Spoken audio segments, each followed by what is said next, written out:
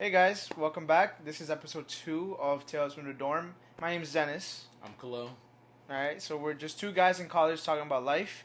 We're gonna start off with a little bit of confessionals. So by the First off, I think we should preference and say that we didn't have visuals last time, Oh yeah. and we were trying to figure out how to do the visuals, and it was a lot. So Yeah. we figured it out this time around, and now here we are with visuals. So our visuals are gonna be on YouTube and they're gonna be snippets of it on Instagram. So yeah. Yeah. So anyway, so this is the first one that I read. It says, why do some girls I'm not gonna curse. So, what do some girls want to prolong class for no reason, asking all these questions? You know who I thought of as soon as I. Was that sophomore year when we were in computer concept? Oh yeah. And there's that one girl who kept asking questions when the class was literally about to be over. No, the class was over. It was 5 minutes past class over. I was ready to log off of Zoom, and she goes like, "Professor," and I was like, She just kept asking hella questions. Bro. "Yeah." It was questions that the professor had just not even only answered or just said. The professor would give the answer or explain something, and then and then she would ask the question that the professor just answered. So then she would it was just bro, it was so unnecessary. No, Every time yeah. this girl raised her hand, you already knew that she was gonna say something dumb. No, definitely. All right, this is another one. I just watched a guy showing off his girlfriend's nudes to a table of literally 8 boys in a dining hall. Yes, I said boys because even if they're 18 or over 18, that's effing disgusting. Girls, be careful who you send your stuff to because obviously some of y'all trust too easy. Bro. I don't. I never understood why people do that, bro. That's so stupid. Just keep it to yourself. Anything. Yeah. Then it's another one that says, this is the funniest one. Attention, all single roommates. If your roommate has a significant other, please just let them have the dorm for the night on Valentine's Day. They will greatly appreciate it. So I guess after a roommate, just sleep in the quad. Where sleep in the sleeping, quad. my guy? Just sleep at the Let bench. them have the why? But it is weird because if you're just in a dorm and you have a roommate, just don't invite them back to your dorm. First of all, why are you spending your Valentine's Day with your significant other in your dorm? Your dorm. And on a twin size bed? What Sleeping on a twin size How bed. do you look like, bro? If you're gonna do anything for Valentine's Day of that caliber and want a space for yourself, go get a damn hotel, bro. What are you getting? Some of us don't have money for a hotel. Well, sorry. If you have money to go take your girl out for Valentine's Day, you best be having money to do something. But special you can't. that. Okay, and you know what? Expecting the dorm That's to fair. That's yourself. fair. That's fair. That's fair. That's just messed up. That's bro. fair. All right, last one. Need some advice on what to do. So I went through my boyfriend's phone. We have been dating for almost 2 years, and I found he still has his ex's explicit photos and videos from when they were together. It kind of hurts my feelings because I feel like those are something you should delete when you're in a new relationship. I feel like if I bring it up to him, he's just gonna get mad at me for going through his phone. Any ideas on how I should confront him? I think it's time for the relationship to be over. Okay, if you because it's bro, what are you doing? Why do you have that? Just delete them. And it's the fact that No, it's the she fact had to find out that. Yeah, that's what I said. It's the fact she felt the need to go through his phone. I don't condone that action, by the way. I've done that, and that's not cool. I'm guilty of that. Don't do that anymore. I don't do that anymore. Don't disrespect me. I got it. Yeah, it's just the fact that you felt the need to go through your significant other's phone. That's the first red flag, and then what you actually found. Good luck, I guess. I mean, I hope everything's confront good. him, yes, but then after the confrontation, if he continues to be sus, bro, you know what you need to do. Where most people aren't going to do it, in the sense of ending the relationship, because it's not as easy as that, yeah, obviously. But at the end of the day, for the sake of yourself, you best be ending that relationship, my guy. All right, so that was enough of that was our version of Tales from the Dorm, I guess. From Those other people's yeah, those other people's Tales from the Dorm. So yeah, how are you today, Khalil? I'm okay. It's weird because no show. Yeah. Like the routine is just shifted. It's completely different now. There's no more show. We finished our show 2 weeks ago. We just came off of spring break. First day of classes today. It's very interesting. It's an interesting feeling because I'm not really tired, but I'm not like I'm not full of energy. Like I'm not about to go freaking go. No, sir. Do like the most. But I feel like I can do so much now. It's kind of crazy. I feel free. Yeah. That I feel like, my energy. It was my responsibility to be on top of things for such a long time, for months of this show, that it is already 7. It's about to be 7, and we don't have to be in rehearsals. Yeah, usually by this time we would be in rehearsals or running the show or doing tech or whatever. Until we would have to be there by 6. Until 10:30. Yeah. And like we love what we do. At least I do. I love what I do, but what is that supposed to mean? I don't know. I didn't want to. I didn't want to do. speak for you, but well, we both love what we do. But yeah, it's just the fact that like we finally have free time for ourselves, and that's kind of really relaxing. Just the fact that we're able to sit down. We spend like we spent a long time trying to set up right now for the visuals and the mics and everything, but we didn't feel time constricted, and I feel like that's a beautiful thing. Yeah, I think that's the most like stress relieving thing. The lack of like. Oh yeah, for sure. Time being like on our now, time is on our side now. No, yeah. So it's like we could do anything. Well, let me say this because I still have other duties that I have to do. Like I have to do this freaking bulletin board because I'm an RA in the dorms here. All the dorms. No. All the dorms. Listen, I don't want people knowing where I live. He's like, all the dorms. I'm an RA in one of the dorms here. And yes, for those who know, do not say anything. But I'm an RA here at the doors. I have to do my bulletin board that's due tonight.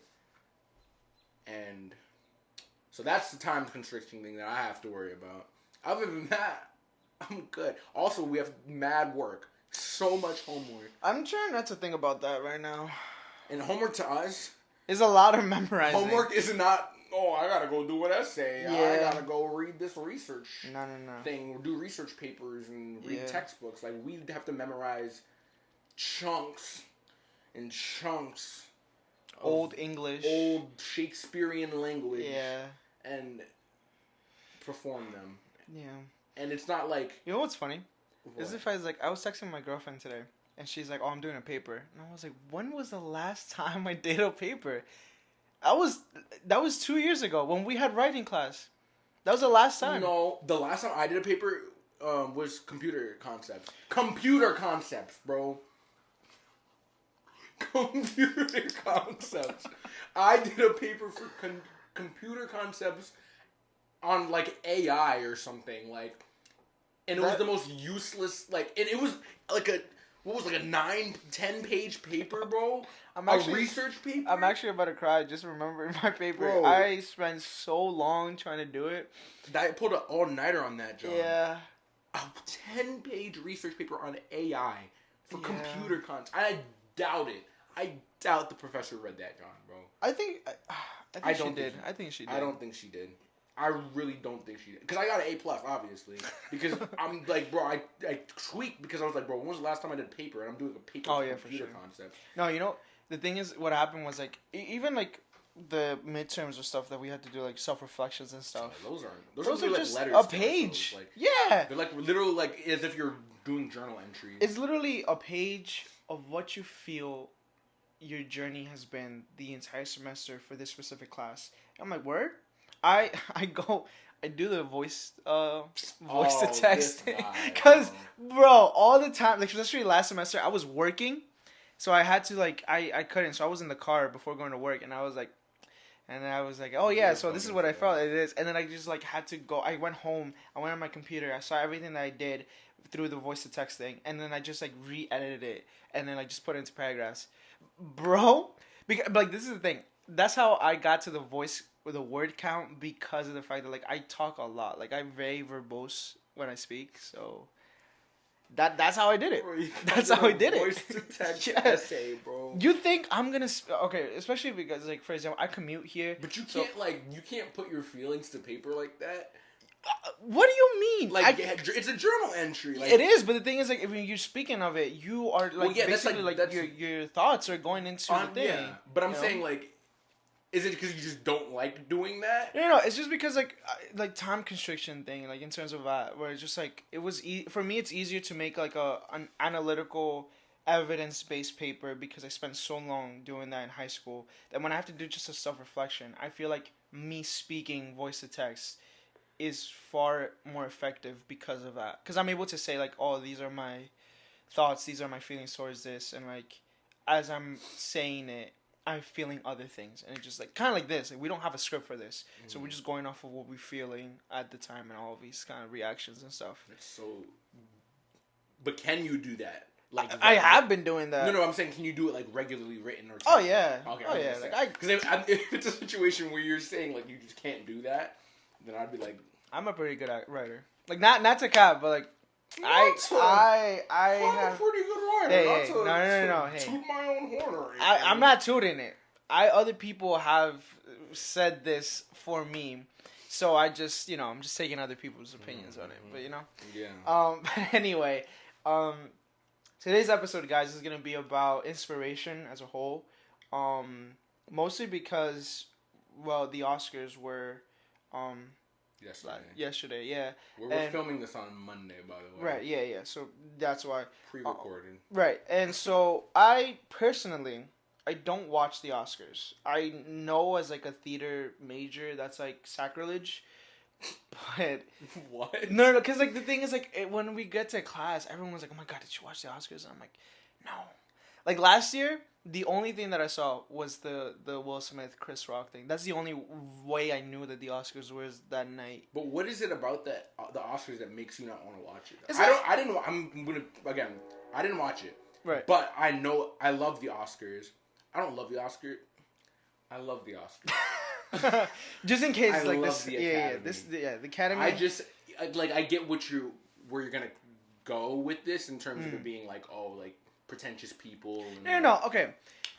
You know, I know what say you're this going, in front of people because like, bro, you're unfiltered. This is a podcast. I know, but like then like like once I get like movies and stuff like. Well, then I thought you it's don't like like the pockets of Oscars. movies. If you don't want to do the Oscars, He's you like, don't like oh, the Oscars. I'm gonna like be accepting it, and like someone's gonna be like, hey, so we saw this, and you'll be like, Hey, I got it. You didn't like the Oscars. You're No. not Okay, part so of the it's Oscars. not like I don't like it. It's just this is what I think. I feel like a lot of the movies that I saw got nominated for Oscars before this year have been just movies that no one has seen.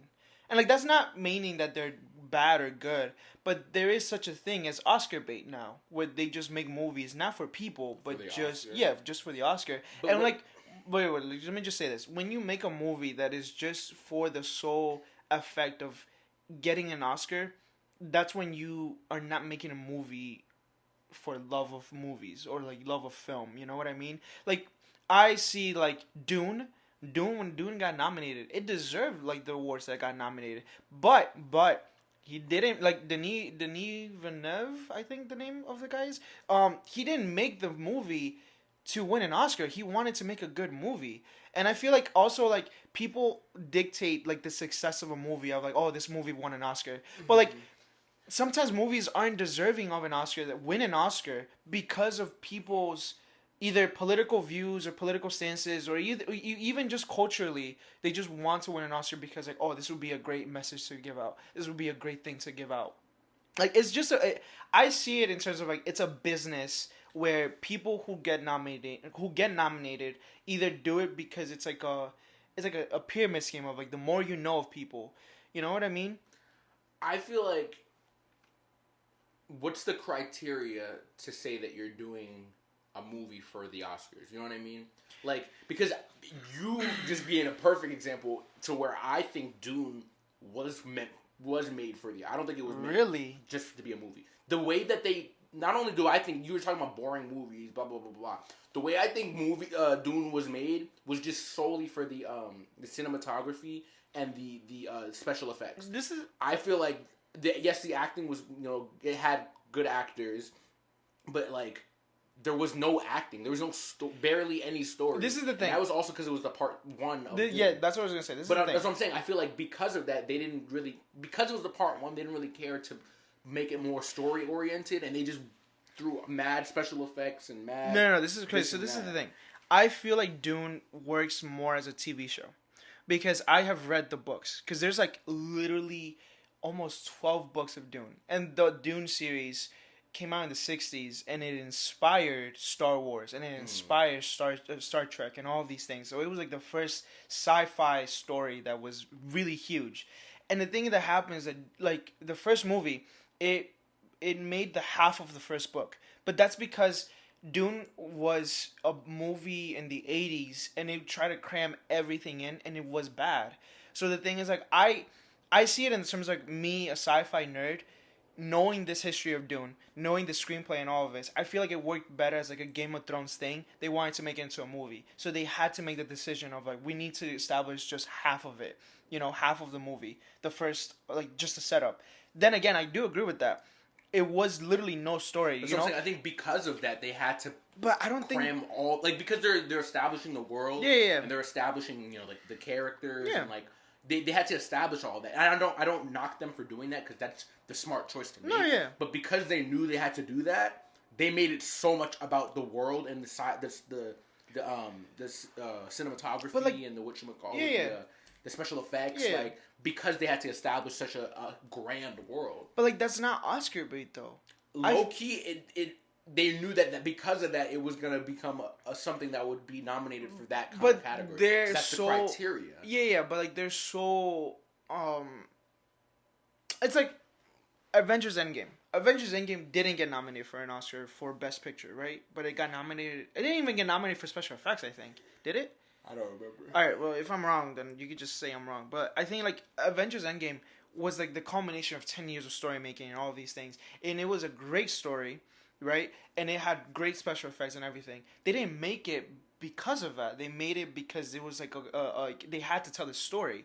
I feel like for Dune, it was that, where, like, it was, like, the world is just so massive that they had to explain everything in a movie in order to get the story going. Because if you just made the whole entire story, I agree people with that. would be I'm confused. not asking for them to do that, but I just feel like they took advantage of the fact that they knew that they couldn't make it fully story oriented for the first movie, and they took advantage of, instead of like focusing on what they can't do, which is the story oriented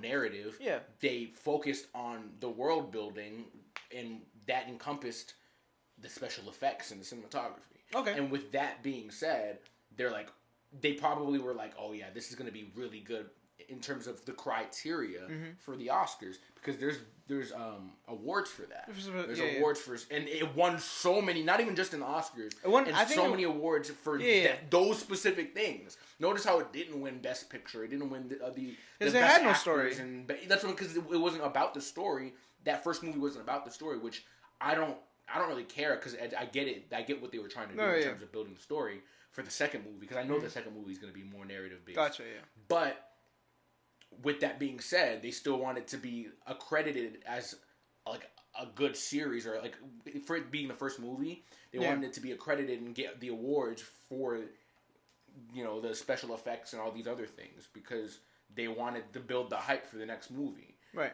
And that's my opinion, but no, I see your point. I see like how you explain it. I see it. I guess it's like in my terms of like me being an avid fan of the series, and like so like I was able to see it in that perspective of like I was able to drink the Kool-Aid of what they said of like like drink the Kool-Aid. yeah, but like I was able to like understand like, oh, okay, like they just had to do it this way, because if they just crammed the entire book, it would have been a mess. Yeah, no, I get that.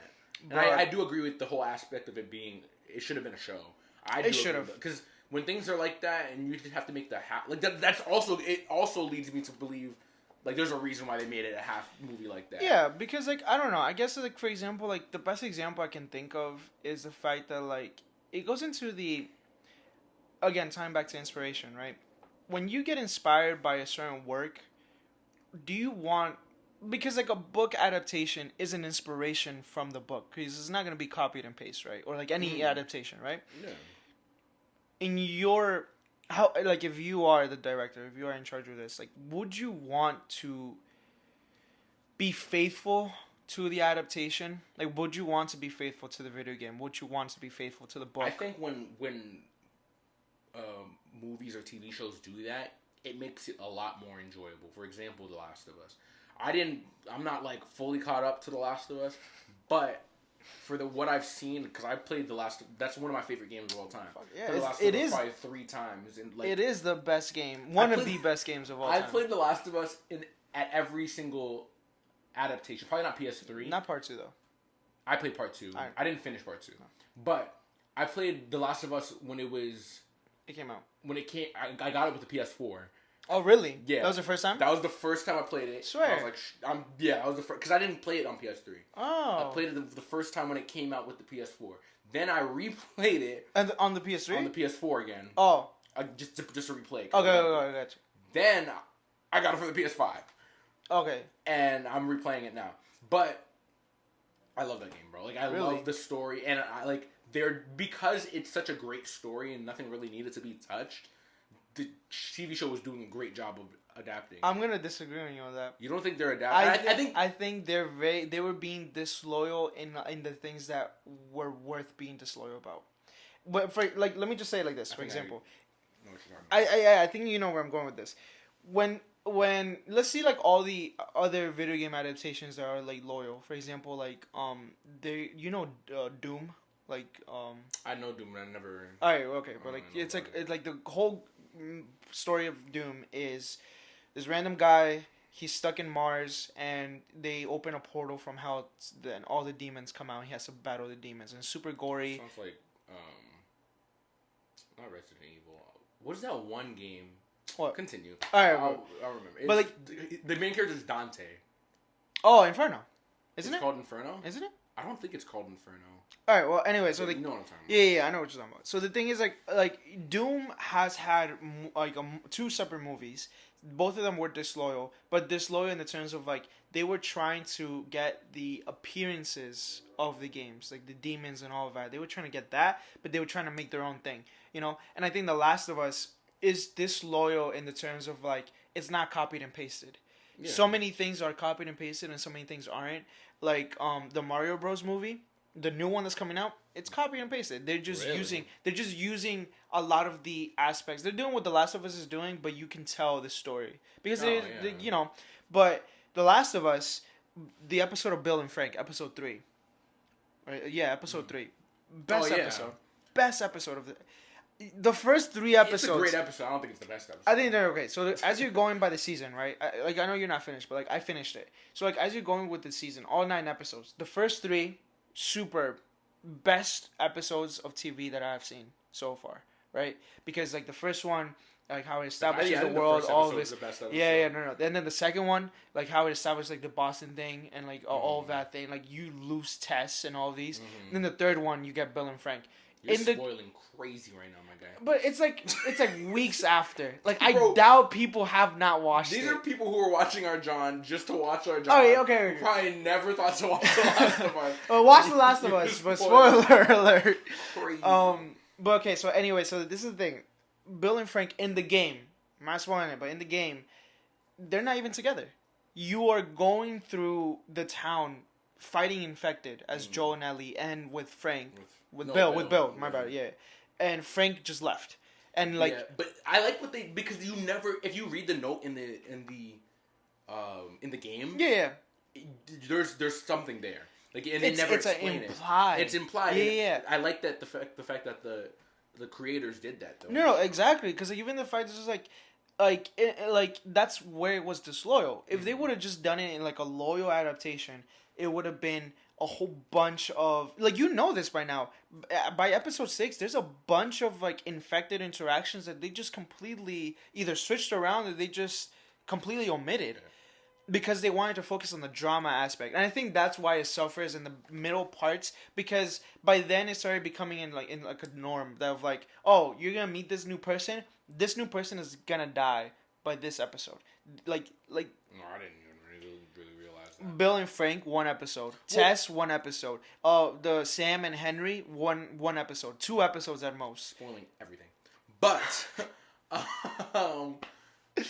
I think it's very difficult to do an adaptation of a video game, whereas most people do adaptations of books. I think the reason why it's harder to do adaptations of video games is because what makes a video game so long compared to a movie is the gameplay. Yeah. And it's like, what they did, they took every important aspect of the game and they shortened it into an hour episode. So they took the beginning and they like almost like perfectly adapted the beginning. The cutscenes. The beginning cutscene, because that was mostly the beginning. Yeah.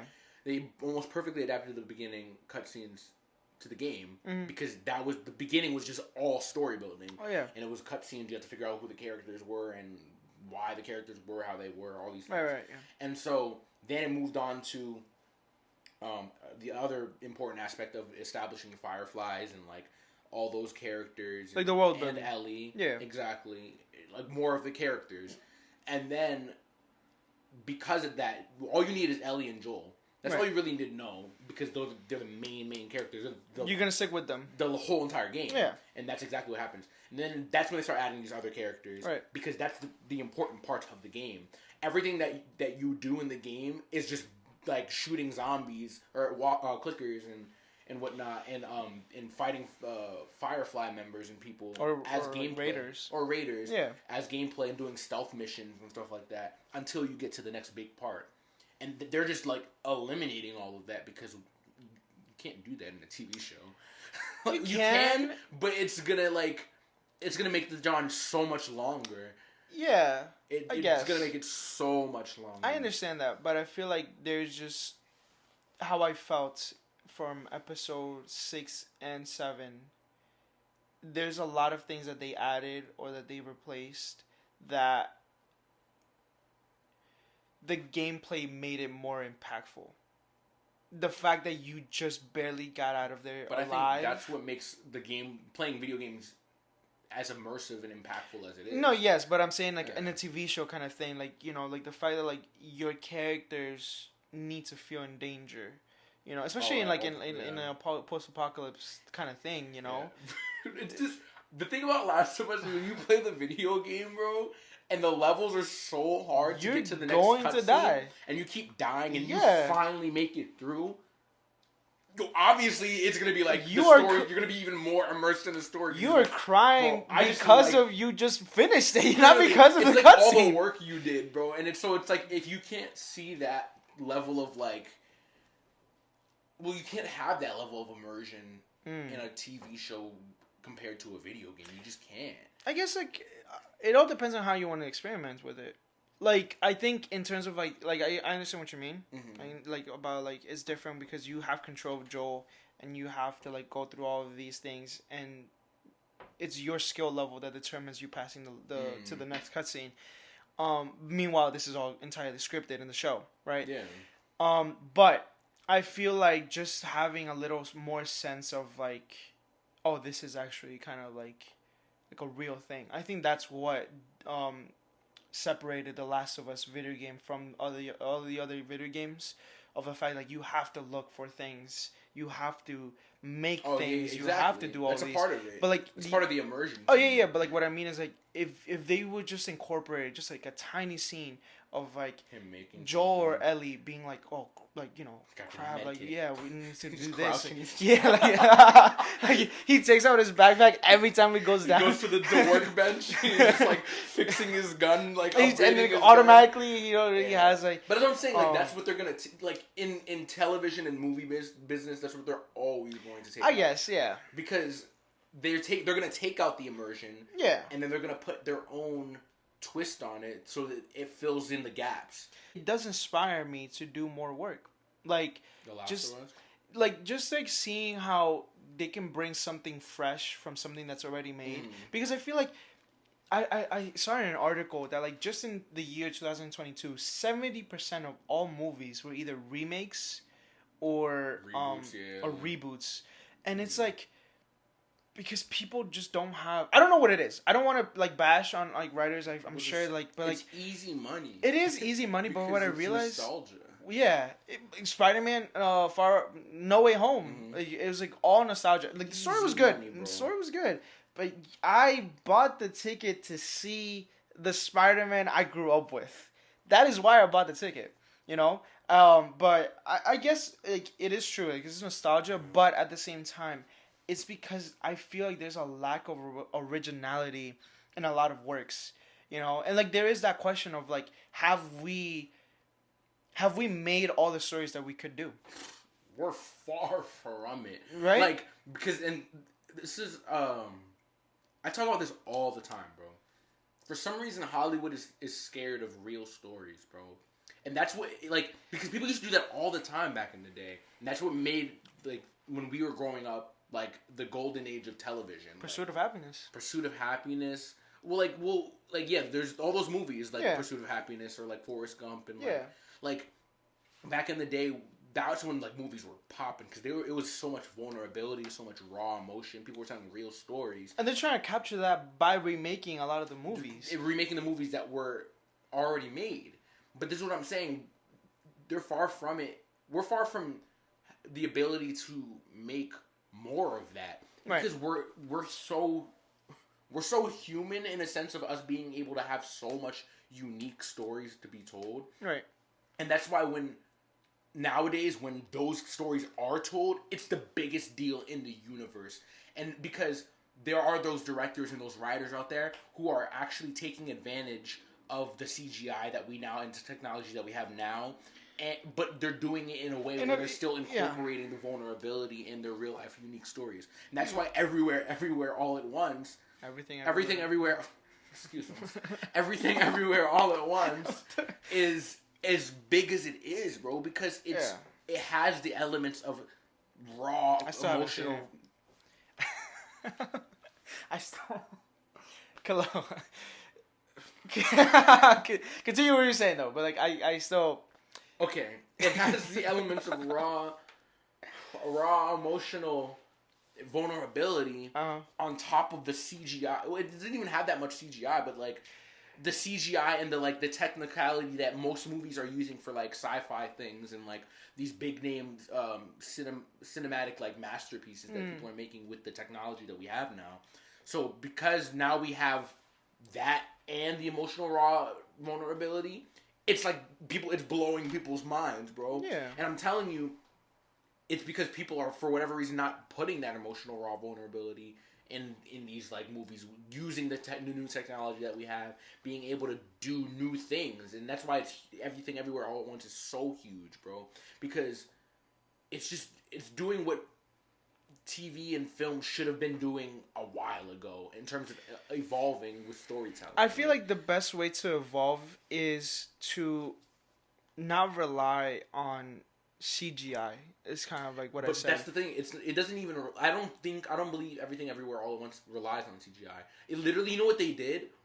One of the craziest scenes in that movie is when the main character, she's like going through. I saw that. I saw that scene. Yeah. But they're not. It's not CGI. It's just her doing it. It's just she's standing in front of a freaking green screen, and they're changing the green screen to a different like background. And I saw a TikTok where it was literally like they slowed that scene down. Yeah. And it was literally just her like. And it's like the green screen is just changing from volcano to the ocean. But what's crazy about that is just the fact that like, I feel like this for Marvel is the fact that when you see that snippet when Doctor Strange and America go through the multiverses and all of that, it looks fake, and like they're trying to make it visually stunning, but that scene that I saw with Everything Everywhere All at Once, they just did it because they had a lack of budget. And I feel like having lack of budget makes you more creative because 100%. Because the recent like Black Adam, for example, Black Adam was a bomb because they spend so much money on CGI, and then you have to double that for promos and everything. Black Adam was the thing. I saw it in theaters. I saw it too, and like That's how it was mid. Forgive me, but that's how forgettable it was.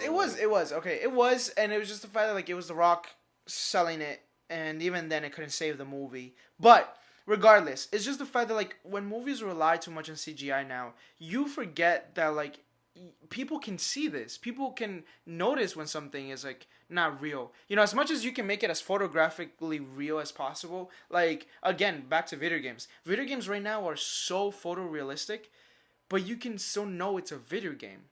Like even if like the blood is like super real, even if like bruises are super real, even if like all the textures are real or whatever, you really know that like that's not real. You know what I mean? Mm-hmm. And it's because they rely so much on the visuality of it.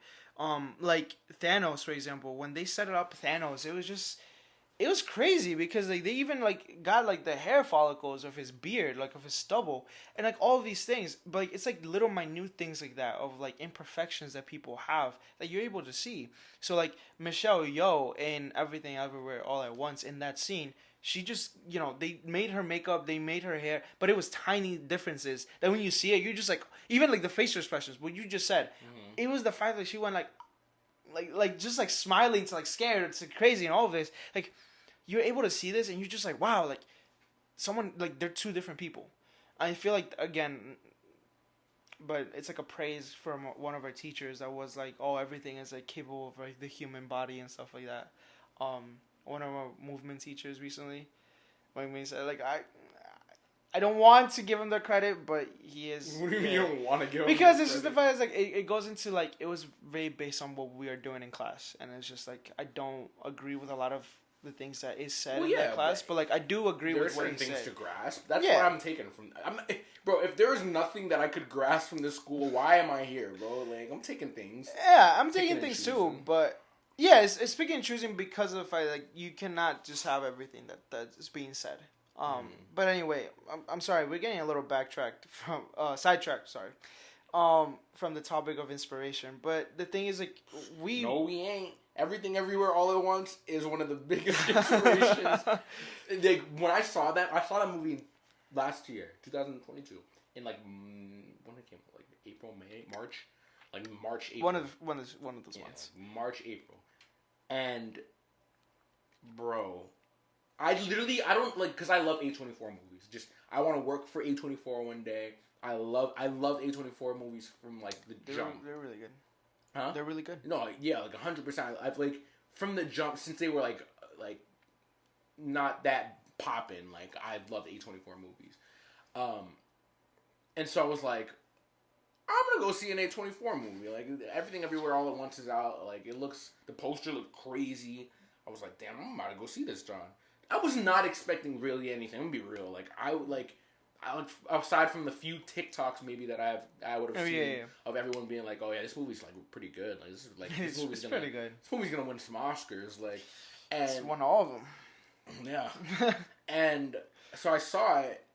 And I've never had this happen to me at a movie theater. I cried twice. Like I cried the first. I'm not gonna spoil anything, but I cried like the first time the moment hit me, and it was like a very beautiful moment, and then I cried at the end. And I was like, I thought I was done crying, and I was like, oh wow, this movie's so good. And then it hit you even harder at the end, and I was like, bro, I was done. Like I was like on the recliner just like this. I'm done, bro. And from that day on, the movie like popped up on my top 3 favorite movies of all time. Top 3. Wait, so what is your top 3? My top 3 favorite movies. It's number 2. Everything Everywhere at All. It's number 2? It's number 2. Okay. And so my top 3 is Pursuit of Happiness. I love that movie. That movie was one of the first movies that made me like really want to be an actor, because it was like the message was so beautiful. Yeah. I remember watching it with like my family, and I was like, wow, it was like a fire. It was like a based on a true story too. Will Smith killed that John. The fact that he had his real son in there, Jaden, in there, John. It was, I loved it. I get it. So it made, and to me, I saw the I guess like the person. It was one of the first times I could really see personalization in an actor Mm. through Will Yeah. Smith because he was dealing with a real. It was his His own. real Yeah, son. yeah. So he was able to like access the personalization Gotcha. Yeah. of the actual real person he was playing. In The despair of like having exactly his of son. having Yeah, to yeah. take care and make sure his actual son was Yeah. okay. So that was like I saw that and I was like, wow, that was crazy. My Everything Everywhere All at Once is number 2, and my favorite movie of all time is Forrest Gump. I love Forrest Gump, and there's so many reasons why I love Forrest. You're gonna be mad at me. You don't like Forrest Gump. I have never seen Forrest Gump. So you haven't seen 2 of my favorite movies of all time, bro. Bro, That's unacceptable. hey. It's just okay. So it's just the fact, like I know what Forrest Gump is about. I just living in a Hispanic household, we never really gravitated towards those movies. We gravitated a lot towards. No, come on, man. Like it's just the fact, like we just. I feel like I don't even know if my parents. I don't think my parents know who Forrest Gump is. Like they know No who one Tom knows Hanks. who Forrest Gump No. is. What do I until mean? they I watch mean, the- like yeah. But like the movie. it's just the fact that like I don't know. I never felt the need to watch it. You know.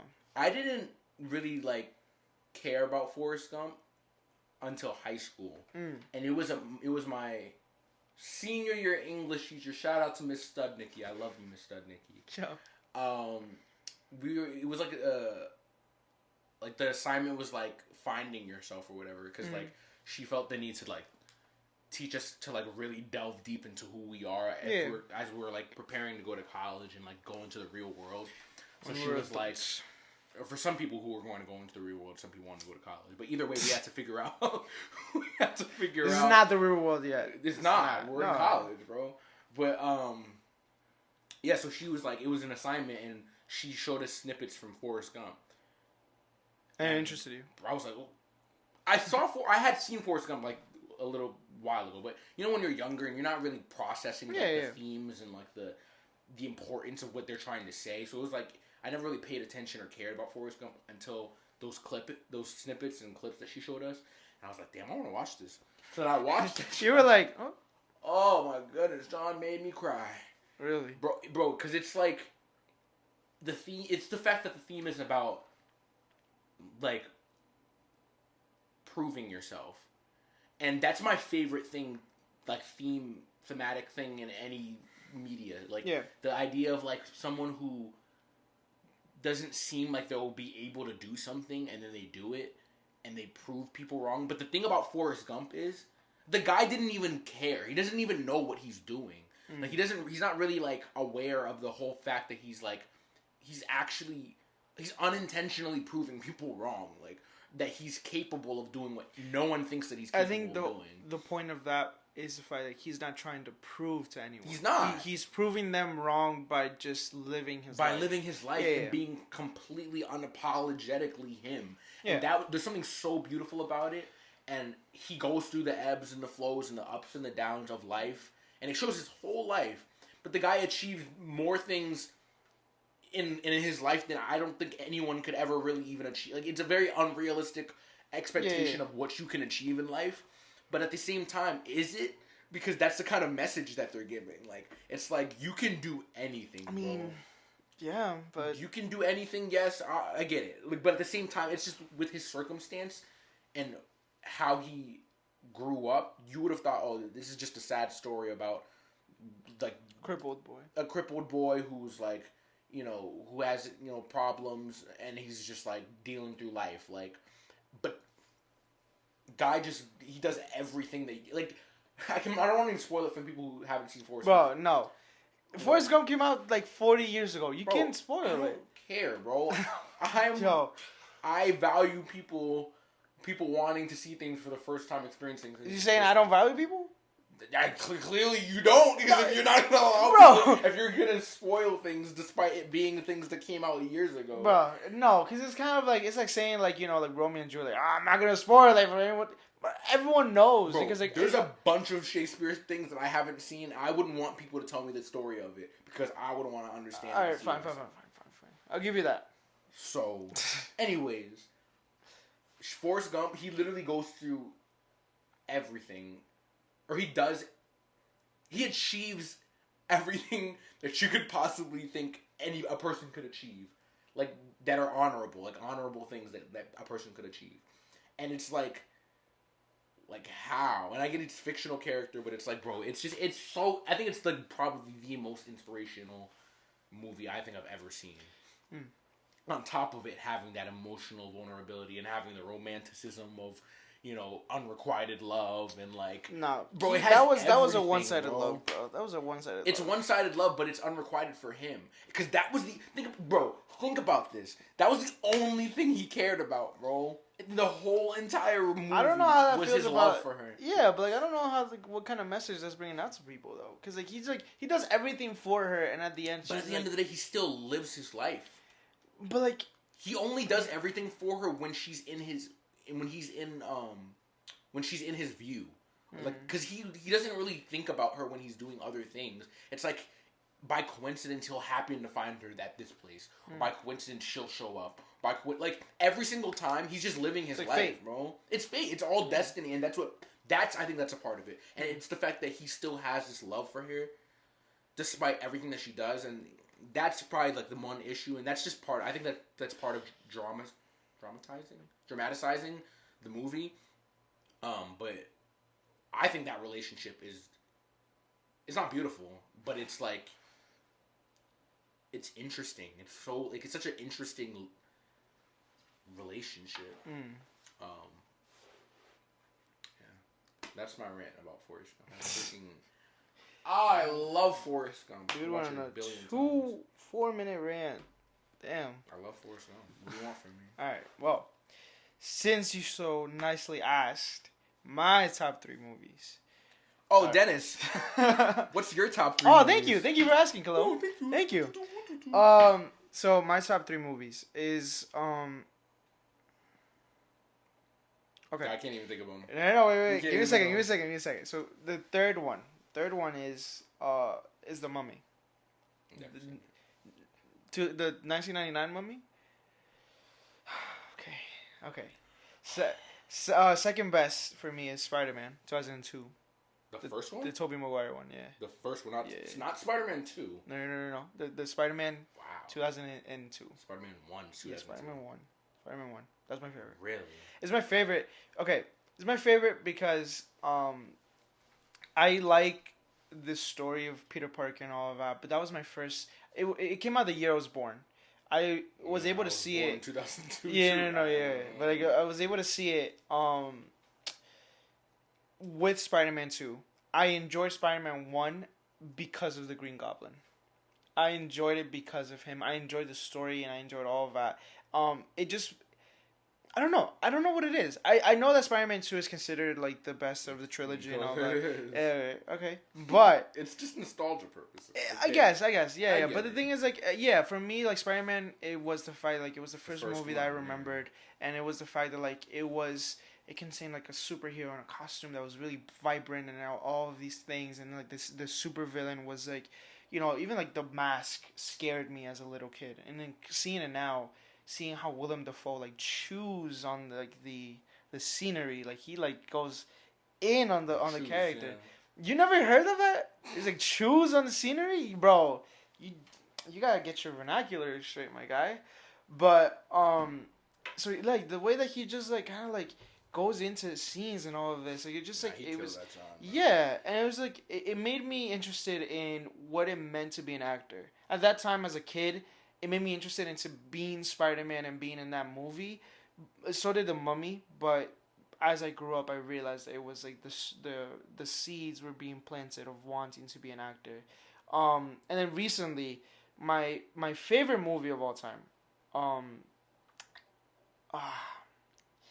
my favorite movie of all time is Avengers Endgame.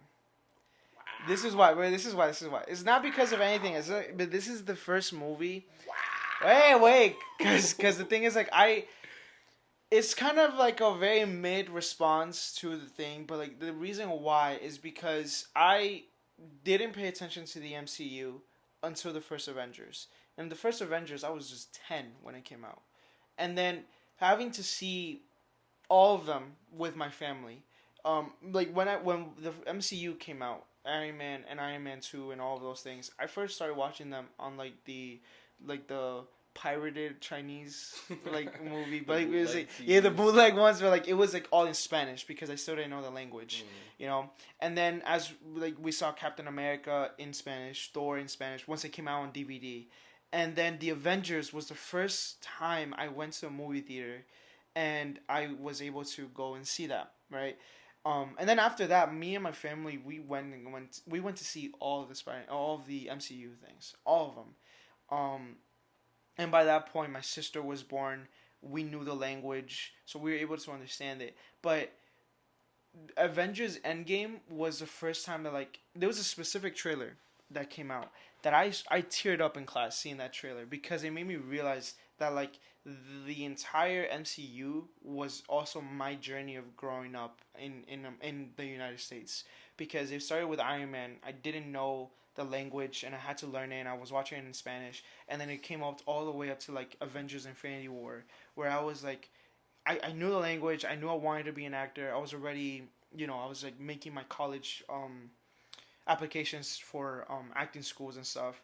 So it's just like the fact that like I was able to go on this journey with these movies, it kind of made it more emotional for me. And then Avengers Endgame came out, and by that point, I was freshly out of a relationship. I was really bummed out, because I had to see this person every day in class and all of these things. And then when I went to see the movie, I went to see it with my family, and I was surrounded by people cheering and crying and like like shouting at the top of their lungs when Captain America like grabbed the like Thor's hammer and all these things like I was bawling my eyes out, because it was the fact that like I was able to see like this is why I wanted to become an actor.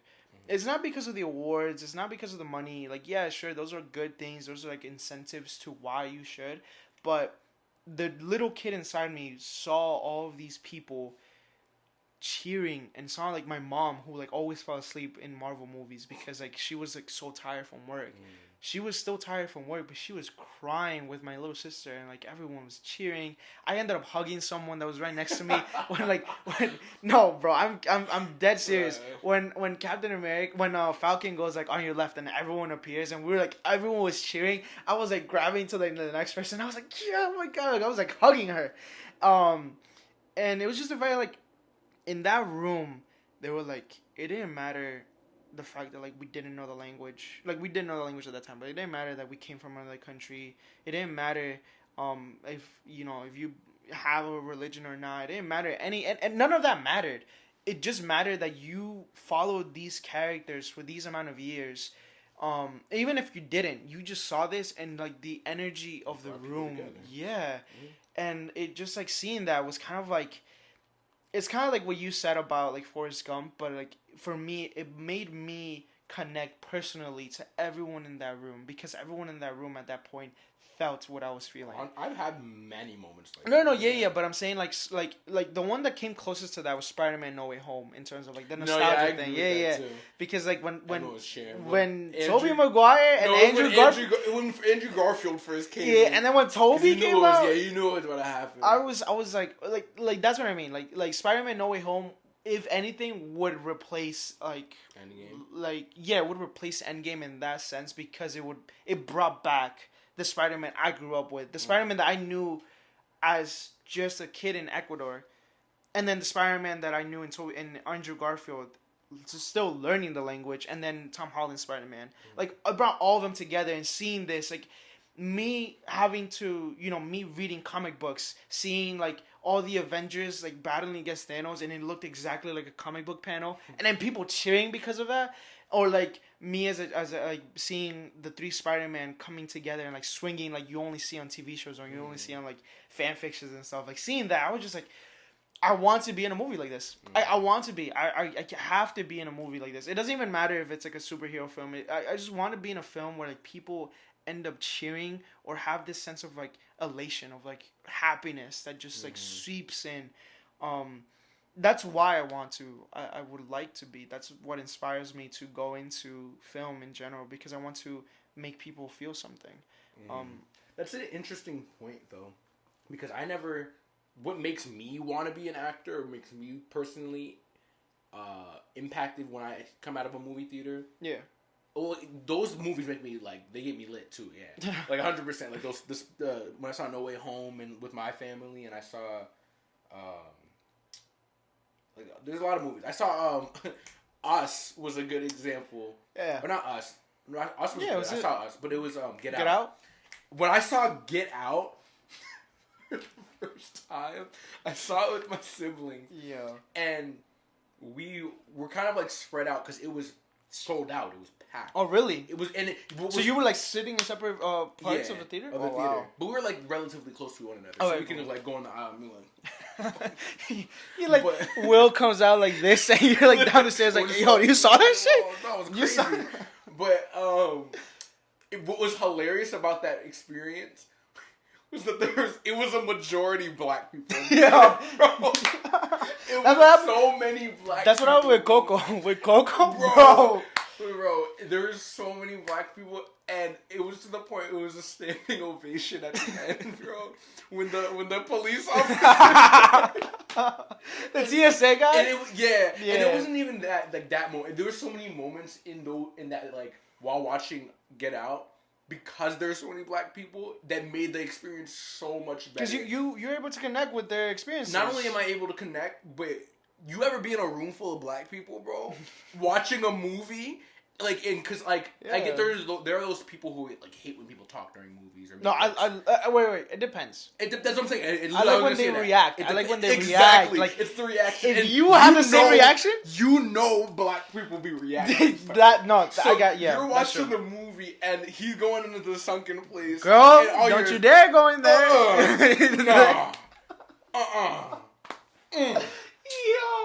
That's couldn't be me. Like, and they're like saying it so loud, and it's just you just cannot help but just like it was literally like a comedy session, like because people were laughing at the reaction. No, yeah, of course. So like it was like boys, you don't get out of there. Like it was like no, but you know what's funny is if I like. When I went to Ecuador, because I saw Spider-Man No Way Home here, and then everyone was cheering, all of that, right? And then the next day I went to Ecuador for the first time back, and then I saw it with my little cousins, and we went to the theater. No one made a sound. No one made a sound. I literally was clapping. No one was around. Like the theater was packed. Everyone looked at me, and I was like, no, but literally, I was like. I just like sat back down. Like it was just that cultural shock. So like because like I used to go to a theater that was like predominantly black because Newark. Like I went to like a theater like by Irvington, and like seeing those movies like that was the highlight because of the comments. It's the commentary and the reaction. Like if you watch a scary one too. Oh, a scary movie? But like it has to be like the scary movies that are stupid. Like they're fun and of course, yeah. Because that's. And that's what makes Jordan Peele's movies so good because black people cannot like they have to comment on horror movies, and if it's about a black person, bro, it's even more because it's more like fun. Like Nope, Us, Get Out, like that whole trio, like it's just so good. But I was gonna say, or you make an interesting point that that's something that you want to do, and I wouldn't mind doing that either. Like I like. But what's really interesting is that I've never really been super gravitated towards. I think the older I got, I got less gravitated towards like sci-fi kind of like heavy CGI movies like that. Like I love superhero movies. I still like watching the Marvel movies. The Marvel movies they're declining a little now, but a little. I think Everything Everywhere All at Once is probably the closest thing that I've had to a sci-fi thing. To like a sci-fi thing that I really gravitated towards, but I gravitate towards like just real things, like it's like that parallel that it's like people love those movies that like they're so far from reality, but I love it when it gets even closer to reality. I think because for that it makes me relate to it and it inspires me even more because I know that's something that can happen to me, like. I know that the things that happen in the MCU they're never gonna happen to me. But I love the illusion of being placed in a world that that's as cool as that though. Like I love watching that. It brings me joy and it leaves me leaving the theater happy. But I love it when I can I can contemplate afterwards after watching. Like, Yeah. a good example is Bones and All. I don't know if you've ever seen No, Bones I've and never All. seen it. It's with Timothy Chalamet. That's probably why. No, Okay. But it's with Timothy Chalamet. I saw it at the end of 2022, and I can't even really tell you like like that movie was like probably one of the most insane movies I've seen in a while. Yeah. Like I wasn't able to predict anything. I wasn't able to. Yeah, I wasn't able to get. And I love movies like that. I love movies where I cannot guess the ending or I can't predict it. But that movie made me walk out of the theater like speechless. Like and it wasn't something that I know myself I could relate to because it's about freaking cannibalism. But it's definitely something that could happen. Yeah. It's definitely something that's real. For sure. But because of that, right, it was just insane. No, I get that, but I guess like, in the terms of like, I feel like for me, it's not the fact that like I like sci-fi because it can't happen.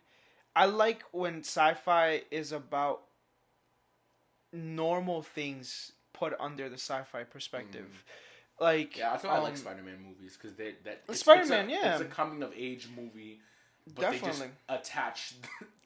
But like Spider-Man it doesn't take away from that. It doesn't, you know, right, and like for example, like one of the movies that I've seen, I would like to redo my list. Oh, just because of this. Just because of this. No. Ladies and gentlemen, just because of this. No, hold on. Nah. Because a liar. Was a liar. Because I just remember this movie, and I forgot about it because I made it like the promise I wasn't gonna talk about it so much, but Bullet Train. Oh yeah, it's a great. Bullet Train is a great movie. It's kind of like the story is alright, you know, like in terms of that. I like that I couldn't predict the ending. Exactly, but this is why. None of that can ever happen in terms of like a bullet train. Like for example, like that scene where like the dude is like, action movies are a part of sci-fi. Yes. Yeah, exactly. Yeah. But I love Bullet Train because of the fact that like it was I don't even know how to explain it. It was fate. Literally, that's the whole concept of the movie, and it is like Forrest Gump in that terms of like. None of the people that were involved in like I'm sure no one has like people have seen Bullet Train, but I'm gonna try not to spoil it. But be conscious. All right, wait. All right, so it's on Netflix. You can watch it. But all of the actors that are in there, they're there just by chance, and there's like a mastermind that's behind it all. But even that mastermind is there by chance. And the ending is something that you don't realize, and the ending is kind of mid because you're just like, oh, like it's finished real quick, and that's it. But like watching that movie, I remember like everything that was mixed. It was like the cinematography, it was the music, it was the choreography. That silent fight, like it's not a spoiler, but it's like it was in a trailer. But like that silent fight, by far one of the most creative things I've seen. I do like watching stage combat or like because of that, yeah. Movies because of that, yeah. Yeah, and like the thing is, like after seeing Bullet Train, I was like, I want to make a movie like this. Mm-hmm. Not because of like I don't want to recreate the whole action scene, but I want to recreate a scene where like everything is going on and like some storylines are connected, but at the end you realize everything is connected. Literally everything happens because of it. I love stuff like that, and like I love how you can have a horror film about that. But you can have a suspense film. Who? Everywhere all at once. I know. I'm telling you, bro. Oh my! But like this is the thing. Like I am gonna see everything everywhere all at once. But I for example, like even just like seeing the fact that like it just reminds me of like life. Because like right now we're making this like we're recording in your dorm, but like in like the next building. There are our friends who are doing their own thing, and even like exactly. But like, just because your life is happening doesn't mean someone else's life is on hold. And whatever they end up doing, like if they like drop a penny or something, they like can cause a car crash. It can affect you. It can affect me driving home. You see, like all of these things are like, it just like, I don't know. That is a movie that inspired me recently to make both combat videos, to make stories of my own, and to even make this podcast in terms of like just wanting to speak about things like this. And I feel like, yeah, I guess it gets all of that, but a movie we have seen for our spring break that we've seen with our friends is Creed 3. Yeah. Wait, but did we? Continue. What? I was gonna say we didn't recommend anything. Oh wait, but I was gonna say like we can do that after. But I was just gonna say the review of Creed. Yeah. All right, cool. So like Creed 3 is just the fact that like I'm sure everyone has seen Creed 1 and 2, but for everyone who doesn't, it's like the son of Apollo Creed. Thank you. He becomes a boxer. This one is the first one without Sylvester Stallone. I actually was kind of afraid that it was gonna suffer. It didn't, in my opinion. I still missed Sylvester. I still I still missed him. It wasn't that deep. I didn't think the story needed him. Mm-hmm. I like that's what I mean. But I do feel like this movie was an example as to the. I'm trying to phrase this in a nice way. This was an example of writers trying to do the bare minimum in terms of like fitting a screen time. And I feel like you're gonna agree with me on this. I said this right after I walked out of the movie. Yeah. I said it was the most simple plot. Yeah. And I think a part of that is due to Michael B. Jordan it being his first time directing. Yeah. And I don't think that I preface this with I don't think there's anything wrong with it being as simple as it was because he did so much with it. He did, but this is the thing.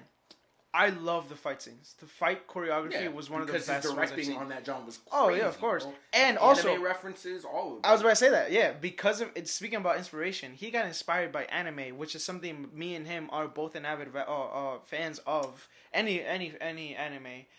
But he was inspired by a lot of the fights that we have grown up with. So like the thing is like even after we've seen it, I was like, yo, you saw that punch? Bro, all the guys in the movie. He was like, I think it's in the trailer. Yeah, it is in the trailer. It's in the trailer. And people have seen on like TikTok and social there's a Dragon Ball Z punch. When they both punch each other, everyone was like, God, yeah, no. Bro. But it was funny because you were like, oh, that was the Naruto and Sasuke one. And I'm like, no, that's Goku and Vegeta. Because it was both. It was both, yeah. But it was just hilarious because of the fact that like after the film, I was just like, holy shit, like it was really good. But then the more I thought about it, I was like, yes and no. It was really good. I really like the visuals. I really like the story. But I think it suffered from trying to have a checklist. I feel like I had a checklist of like, oh yeah, we have this training montage. We have this one where he gets like either he loses or he has to prove himself, whatever. And we have the new training montage where he just becomes better just because, and then we have the fight. Like it just felt like that. I can see that. I just think it was I think it was too short. That's why. I think there's so many scenes that could have been added to make things make a little more sense. Not that things didn't make sense, but to just make flesh out. To make it feel more full. Yeah. I feel like I was missing a lot because he literally just was like, "Okay, Damien, you want to battle? Let's go battle." Yeah. And then there's training montage. One training montage later, they were already 15 in the minutes. Fight. Yeah. And I was like, bro, I need to see more. Go ahead. No, you can go. I was just gonna say this is something that I just didn't agree with. Jonathan Majors' character, he did really well. He did really well in trying to make a sympathetic character. I just didn't like the fact that like the writing didn't allow him to be sympathetic. Because there was moments where he was sympathetic and he was like, oh my god, like I feel for him. But then how he acts in the middle of the film that prompts the fight, like you know what I'm talking about. I don't think that there's anything wrong with Jonathan Majors' character until the end. I think everything was fine. I think that was his intention from like the way he was acting in the middle was his intention from the jump. I don't think so. I personally think I read that and I saw that. But my issue with him at the end was he gets his booty rocked and then he pulls up to Adonis and he's like, "Yo man, like you great."